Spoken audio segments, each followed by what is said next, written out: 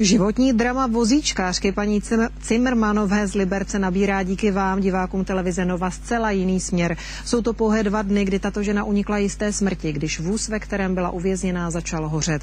Ji nakonec vyprostil kolem jdoucí, ale auto je na odpis. Naší televizi se dnes přihlásila firma, která ženě nechá upravit nový vůz a zdarma jí ho na rok zapůjčí.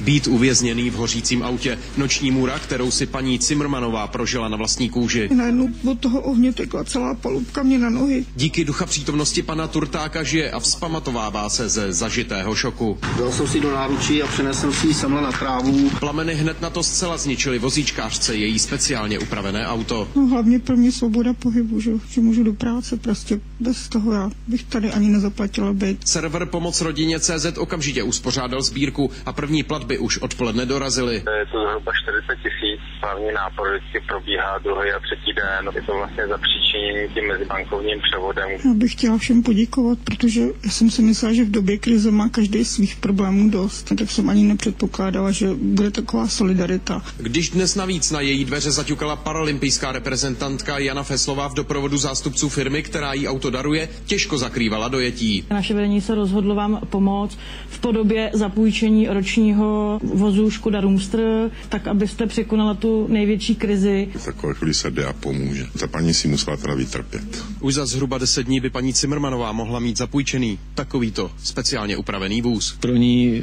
musí být vůz automatem, plynový pedál se z pravé strany převede na levou stranu. Dále se udělá nástavec na volantu, aby mohla pohodlně otáčet tou levou rukou a ještě se převede páčka stěračů. Já nemám slov, ani moc děkuju.